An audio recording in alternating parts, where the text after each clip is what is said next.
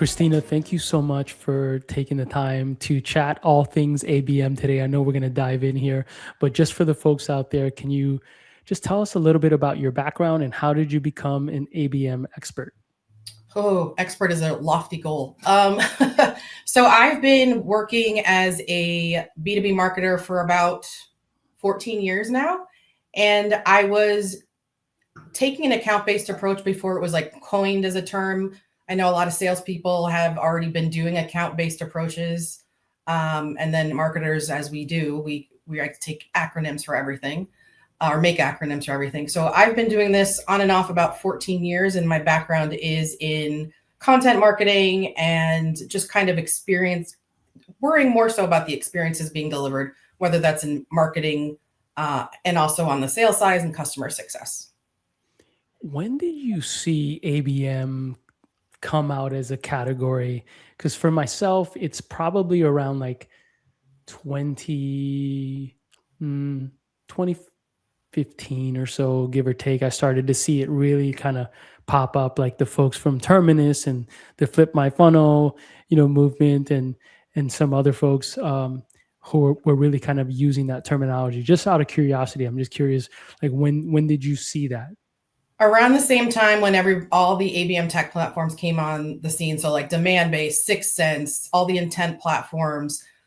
The thing that I noticed though was it just kind of seemed like it was demand gen, and we were putting using tech to kind of amplify it. So we were doing account-based demand gen, and then it kind of muddied the waters because everyone started putting the tech first instead of the strategy that goes into the tech. And it took a couple of years before people realized that maybe we shouldn't have done it that way. Maybe we should have actually had a strategy before we kind of amplified what we were doing, because it kind of put everything under a microscope and kind of showed people that they were doing, maybe not getting the ROI from the platforms that maybe they invested in, because these are expensive platforms. They're not cheap. And they require someone to man it and someone to optimize it and always tweak it. So I think we kind of jumped onto let's amplify with tech before we realized that we're just kind of amplifying mediocre marketing. Yeah. Yeah, untargeted stuff. I know John Mailer, who was one of the co-founders of Marketo, and his crew, they started using the ABM account-based X, right, for their content and messaging when they launched Engagio. And then, as I mentioned, Sangram and those folks over in Atlanta around Terminus, and that movement, that they were kind of pushing.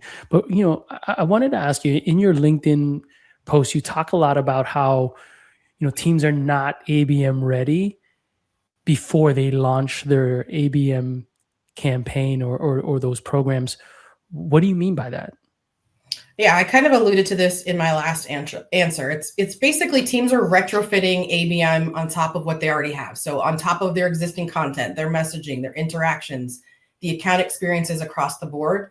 So they might start with identifying their ICP, selecting account lists, and then kind of listing out tactics or activities that are going to be completed by various teams. So instead of taking that step back and looking at those micro conversions along the buyer's journey to see where we're losing deal momentum or we're leaving revenue on the table, we as go-to marketer or go-to-market marketers or even salespeople, we aren't looking for necessarily with the changes that need to be made so that we can drive this account-based approach. And really, it should be an account-based revenue growth, not so much account-based marketing, account-based experience.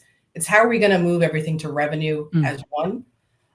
So a lot of teams are focused on the pipeline, but really we should be focused on growth. So they may be using, increasing their use of AI and ABM tech and kind of amplifying these things, but they aren't seeing the increase that they want in deal momentum. So to me, an account-based approach, whatever acronym you want to use, account-based marketing, account-based experiences, whatever, you really should change internally how your teams think about the business and to ensure that you have a strong point of view so that it's articulated across the board and it's conveyed in every message that you put out. Because if you don't have a strong point of view about your business as a customer or as a prospect, I'm going to have a hard time kind of figuring out why I should even interact with you. ABM should really change also how you package your solutions, how you communicate the value as a team, how you structure these teams, working as one function. It's not the silo that we've had for generations or decades, whatever. It's how are we going to move this account to revenue and an existing account to greater revenue. So it's all about looking at the content that we're putting out, the interactions we're having, the account experiences we're delivering. How are we going to improve those along the way? And how are we going to make our buyers more comfortable at overcoming maybe risk aversion, or how are we going to demonstrate the cost of inaction? So if they don't move forward with this, and if they stay in status quo, what is that going to look like for them? And also, how are we going to differentiate against that status quo and also our competitors? So where do we fit in as an organization so we know that we're speaking to our niche customers or our niche accounts, and we can say, well, we're really good at this, but we might not be as good as at that. But if you need this, then we can fix, that type of conversation, and those type of points need to be conveyed in all of the messaging, all of the content, anything that's customer or prospect facing. I gotta say, as I hear you articulate these concepts, I can't help but think that you're bringing much more to the table in terms of strategic thinking than the average conversation I have with someone who's discussing ABM, right? It's this comprehensive kind of holistic approach.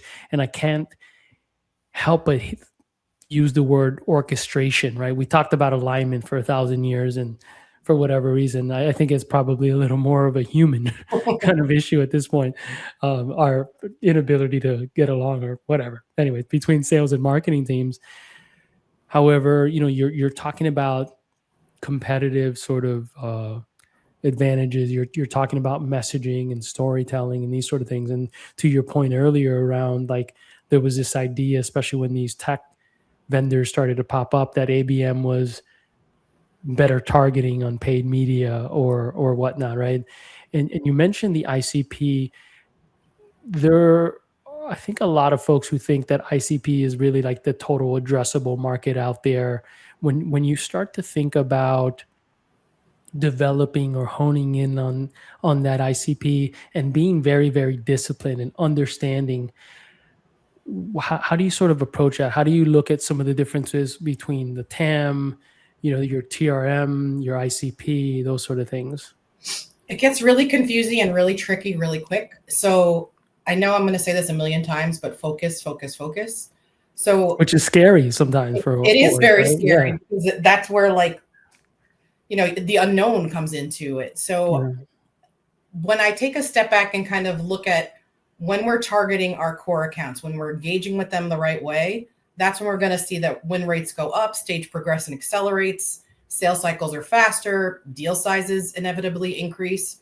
So we really need to make sure that we're aligning with that core. You build the retention that way, you drive customer lifetime value, expand deals. But I think a lot of go-to-market teams, or very few go-to-market teams, are aligning with this core as they're focused on a general audience. So let's think about it this way. Total addressable market is one thing, but total relevant market, or might be my total relevant market, is not an ICP. And I know that's really confusing, so I'm going to break it down a little bit more because I kind of confused myself with that. Your TAM accounts are the ones that you can sell and market to.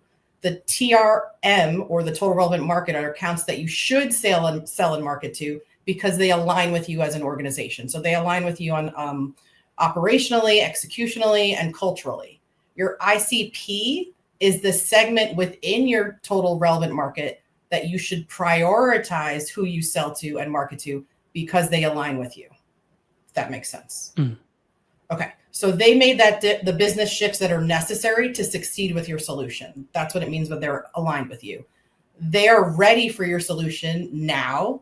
There's an active strategic priority in place that your solution or offering would benefit them. They have a situation where you're relevant as an organization and your competitors are irrelevant, and you have a differentiated story to tell them.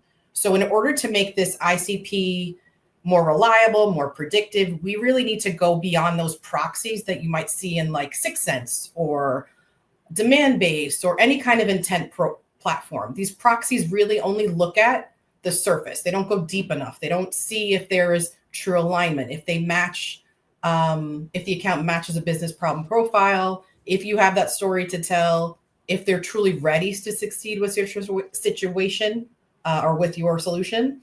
They don't see, these proxies don't look to see if the accounts are likely to land and expand. So the problem with relying on just these intent platforms or ABM tech platforms, it's part of the cause of this confusion with companies, so that they see the total relevant market or the serviceable addressable market within their ICP. I think that's where everything gets jumbled. They're allowing customers to think that proxies and surface characteristics inside their platform is how you define your ICP. And it's really only a stepping stone and giving you like a guide. It's not the North Star. And the platforms, at least from what I'm seeing, is that they're not educating the customers on how to get these additional insights and layer it on top of it. So there's more information that you do, or more information that's needed. So I spoke to the CEO of Rev, who is, into trying to figure out how to layer on intent and then also account insights to get a better idea of the account. And he mentioned that you don't want a company that looks right with these surface characteristics that, you might get from ABM tech or from data, intent data. You want the ones that are going to go all the way through the funnel. They're going to sign that deal, become a happy customer, stay with you, grow with you. And there are signals that should form your ICP that are more predictive of the sales success than technographics and traditional surface level and traditional intent. So it's a stepping stone, but when we use that to guide everything, that's where we're kind of either going in the wrong direction or not really seeing what's behind that intent in the first place to see if it matches or the account matches what we have to sell them, what we can talk to them about, and how we can relate to them. And especially as intent has really evolved, right? It's gotten, in many cases, there's a lot more signals out there. But I also feel that, in my experience, it's giving a little more context, right? Like I remember, 15 years ago, there was intent that was being surfaced when I was carrying a bag as a salesperson. My marketing team would say, "Hey, someone from IBM." I don't know if you remember Lead Lander. I always talk about it because that was the first kind of intent thing that I ever sounds experienced. familiar. Yeah. So the marketing team would email or forward an email from Leadlander that would say, this IP address is from IBM. Someone from IBM is on your website, right? And that was the kind of the extent of this intent. And we didn't really know what to do with that. And that was primarily after us as salespeople would be calling in to IBM. Obviously, what is it? What are there, like 20 million or 20,000 employees or whatever, right? And then every once in a while, we would actually be able to get in contact with someone who was on our website. Certainly not IBM, too big of an organization. But then they'd be like, "Yeah, no, I'm in. I'm just looking for a job," kind of deal. And it was kind of a waste of our time. Right. It's really interesting now that the intent signals are much better, and we're trying to kind of figure out, how do we serve that to the sales team, right, in a way where it's actionable and they can really use it in their conversation. I had a question because you'd mentioned, of course, this intent and being in market of that ICP. Yeah. How do you start to, in an intelligent way, start to layer in kind of these additional insights you referred to, and then deliver them to the sales team in a way that, again, is actionable, is not going to just be like, I remember carrying a bag and I'd have all this fancy scoring and stuff like that, but I had no idea what to do with it as a former salesperson. Yeah. So marketing's job is really to arm sales and customer success, as well, with the content and the messaging. So if I surfaced an account based on intent, based on all this other research that we did as a marketer, and I was serving it to sales, I would have to say, well, this account is relevant because of XYZ, and I would be giving you the content and the messaging to go with it. And then you could craft it so that it sounds like you, so it's your voice, but with the key points that you need to to convey. So that's the whole point of it's great to pass leads over to sales, but if they're junk and you don't give them the tools in order to use to progress that deal, whether that's content, messaging, nurturing frameworks, insights at all, then again, you're going to be wasting your time and spinning your wheels in the sand. And then sales is going to lose trust with marketing, and marketing is going to say, well, I give them info or I give them leads and they're not happy with them. It's because you're not giving them the whole picture. You're giving them a snapshot. So that's why having an ICP is so important. That's really honed in, because then it will guide your messaging. It will guide the content that you can provide to sales internally and also on the website, or case studies that you can use, examples that they could talk about. And then the sales team will be able to educate themselves not only on the prospective client or the prospective customer or target account, but also on the use cases that are really important to convey to those customers or potential customers, or where they fit with you and why they should consider you as a solution when addressing whatever problem they're trying to fix. But if marketing's not arming sales or customer success with those kinds of messaging and content, then they're going to go to that same siloed. Sales does their own thing, creates their own messaging, creates their own content, and marketing just does traditional demand gen. And that's where the silos continue. That's where the change management really needs to come into play. And it's a top-down thing. So like if your CRO and CMO are not working hand in hand, then you can't expect traditional sales and marketing, executives or managers and directors to work hard hand in hand if they don't see it from the top. Yeah. And then the blame game happens and people quit and the whole nine. Yep. Right. That's why I was talking about this being a human thing. Cause like as many systems as I've worked with across basically every organization, I can't think of any like fully formed, go-to-market organization that I've been part of that's ever had great alignment, right? It's just unfortunate. It always ends up being like this human thing, right? Question, this is more focused on the marketing side right now, but because I think there's some misconceptions about ABM that you've sort of, alluded to, but what is at a high level the difference between account-based, demand gen and ABM, and what is this like unified account-based go-to-market strategy look like? Well, I know that's a big question, but maybe some kind of, couple pointers here that folks can really start to implement and wrap their head around. Yeah, absolutely. I was kind of talking about this before, and you even mentioned that we had made targeted demand gen is really what ABM has become at this point. So it's focused on the digital advertising. It's focused on the functionalities of the technology. Again, going back to that, ABM cannot be retrofit into what you're doing. If you retrofit that ABM, you're not changing those sales motions. You're not changing marketing or customer success motions or those interactions or experiences. So you're basically marketing and selling to and at accounts, when an account-based go-to-market should really be about proving those account experiences across the journey, across the customer life cycle. And by going back to retrofitting, you allow ABM to just become about campaigns, becomes tactics. So we're doing retargeted ads, emails, outreach campaigns, just to build pipeline. Then we wonder why there's that huge gap between the pipeline numbers and the revenue numbers. If we're focusing on getting these leads into the pipeline, then we're not focusing on how we're going to move them once they're in that pipeline.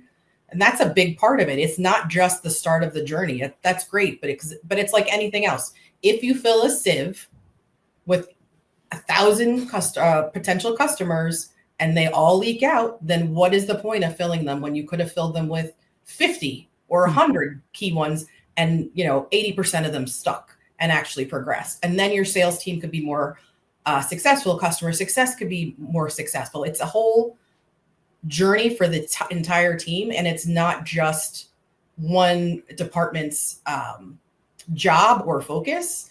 And then it should be really that business strategy that focuses how as a team are we going to fix these challenges that are tied to that fundamentals of revenue. So if marketing is not focused on revenue, then we're missing a key point. So how are we going to increase these win rates? How are we going to increase sales velocity, stage progression, and ARR, margin growth, all these number things? How are we going to focus on revenue? It should be improving sales motions and improving those interactions that these go-to-market teams are having with the tier one accounts. So when I say a tier one account, I'm talking about the 20%, I'm sure people have heard this one, the 20% of accounts that can deliver 80% of today's, so not just this quarter, but also tomorrow's revenue growth and the experiences that teams are delivering. So this is really a focus that's going beyond pipeline, and we're using this account-based go-to-market to reach as many, instead of, instead of trying to reach as many prospects as we can, we want to reach as many prospects as possible within this ICP that we had previously talked about. It's kind of a segue into my next question, which is let's say we're in a scenario where we have activity increasing, but deal momentum is not. Accounts are going dark. They're supposed to be ICP, right? Because hopefully as ABM practitioners, we've followed your advice and honed in on the ICP, right? What's going on? Like, why is the success or the outcomes, why are they not matching the activity level? We're still focused on scale, and whether that's the sales leaders or the C-suite or the marketing leaders that are focused on scale, or if it's the manager, that marketing or sales manager is focused on scale.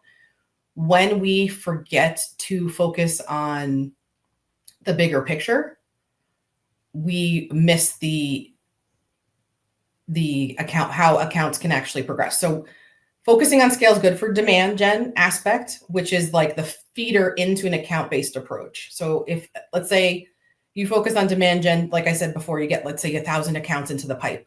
The next step would be we screen out the ones that are not a good fit, that don't fit our ICP, that don't have we don't have a relevant story to tell. So then it layers it down to maybe 500 that we can to focus on.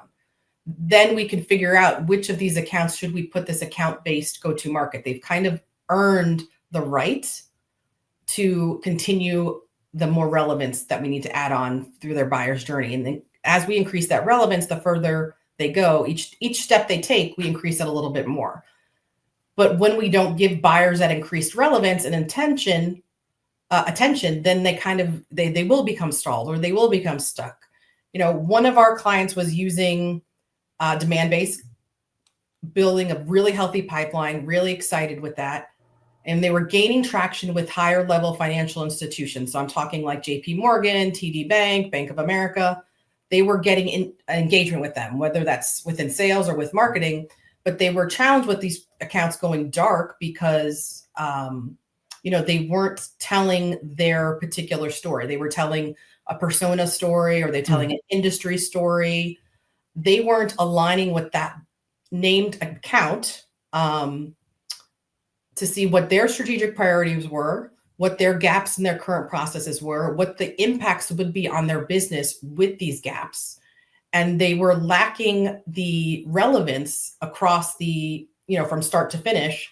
And the content and messaging wasn't resonating with these tier one banks because they were telling, again, persona or industry stories. They also failed to target the right people. They were engaging with maybe the users of the platform, or the mobilizers, but not the key decision makers. So if you only have part of the buying committee engaged, it's going to be that much harder as a salesperson to progress it, or even as a customer success person to expand that account when it comes to renewal. So we figured that they were taking that account-based demand gen kind of approach. They were, they slipped into that zone of, you're sending out thought leadership, maintaining top of mind status, but you're not sending out content that kind of challenges that status quo, or, speak to what's keeping them up at night, or what should be keeping them up at night that maybe they haven't thought about, or thinking about their specific journey or their story, then they can see that you're you're knowledgeable, you're up to date. But if you don't share those additional insights, then you're going to sound like your competitors, and you're just going to be reactive in, okay, they engage with this, we give them this content. They engage with that, we give them this piece of information. So if we're telling a generalized story, we can't expect high value accounts in particular to move forward if we're not creating that layers of relevance as they move through their journey. At that account based, right? Level, right? That relevance. I'm big on content, as you probably know, folks know out there. What is the one-to-one ABM, content messaging that is needed to move those accounts forward to revenue? Good question. This is one of my favorite things. We need to make sure that when we are creating that piece of content, whatever it looks like, it obviously has a variety of forms. It tells that account story versus, again, that industry or persona story. And I've had customers or clients of ours that have said, we took this piece of content to an existing account or to a prospect, and they said it looked like or felt like this content was written for them. And it's because of that it was. It just didn't say blatantly that it was. We told their story. We told their problem. We need content that's going to answer the what if I buy? What is that going to look like? So once I sign on the dotted line, what is your vision for me? 6 months, 12 months, 18 months, 24 months, so that we can create that story of we're in this for the long term. We're not into it for just to get a hit our quota number for the quarter. We need content that creates that buyer's vision. So based on their current needs, future needs, and things that might come up along the way, so that we can help them achieve those strategic priorities.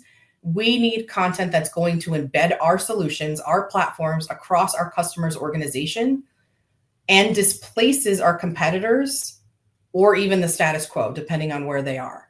That content also needs to influence the internal buying conversation. So once you've met with these mobilizers or these champions, and they decide to have that internal conversation, how are you arming them with content that they can talk about, that they can discuss and figure out what the best step is for them? We also need content that's going to reframe prospects or account-specific thoughts, their ideas, in the context of their situation. So the more we know about that account, the more relevant we can be, the more we can tell that story and take them through the journey. And we also, one big thing that I'm not seeing enough of, and it's something that as marketers we should really focus on, is content for specific struggling moments. So, these are the things that when you're on a call with them, you need to really listen. What is happening? What are they understanding? What do they need to be catered to? What do we need to reframe for them? What do we need to solve for them? And that should guide the content creation on the marketing side. So if sales has information about all of these things, whether that's a recorded call or insights that they got interpreted from the conversation, marketing should be putting those into play. Because once you create that one piece of content that's maybe specific for a named account, you can then go back and use it for your scaled campaigns, your demand gen campaigns, to get people into that funnel. It's not going to be a standalone piece of content, because I think a lot of people, when I say this, they hear, oh, why would I create one-off content? And it's not about creating content just for them. It's utilizing that content afterwards. But you resonated and got the story so right with that targeted account that it's going to resonate with more people that are already in your ICP. So it's that feedback loop of how are we getting more relevant to them? How are we telling their story? And how are they seeing us as their strategic advisor or vendor, or not a vendor, strategic advisor for the long haul, and not just for, whatever contract we sign. Awesome. Kristina, I know there's so many things we can dive into, but I wanted to kind of wrap up this conversation with some of the stuff that you've done, as an organization. For example, how you've used ABM to create a 25% plus margin growth, right, around, or within accounts like Sephora, for example, which is one of your clients. Well, the account was working with Sephora. So that's okay. Got it. I know it gets kind of confusing when you're talking about so many different companies and accounts and things. So they were working with them for a long time. They were seeing diminishing return from their customer, particular Sephora and others, because they were basically trading dollars for hours, and they were focusing on fixing on-demand challenges that arise. So every time there was a problem at Sephora's warehouse or their distribution center, they were just fixing the problems and just kind of being a firefighter. And they weren't scaled. They weren't helping them to scale so they could meet the needs of this organization, because at that time they had 2,300 global stores. They had e-commerce customers. They had manufacturers. This particular client that was working with Sephora didn't enable them to prioritize things like replenishment, which led to delays in orders, or it led to missed numbers or missed deadlines, particularly for holidays or specific promotions they were doing. They weren't involved in the planning of the distribution centers or in the warehouse to know, when products were going to arrive, how to ship them before they even arrived to the warehouse, so they were fully prepared. So they were basically just kind of figuring out the problems as they arose versus being brought into the table for the planning.